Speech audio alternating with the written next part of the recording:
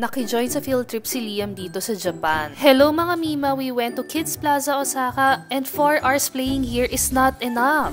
Sobrang nag-enjoy dito si Liam kahit na sobrang daming tao today.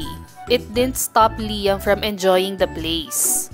Yung play area nila consists of 3 floors. So you start at the 5th floor and dito natutunan ni Liam about science and ang culture ng Japan. Paano ang labor nila and how they build their houses. Sa 4th floor naman, this is where they can play pretend. Meron ditong home setup and they can also explore different careers. Sobrang tuntua talaga si Liam doon sa wooden washing machine. Yun ang gustong-gusto niyang balikan.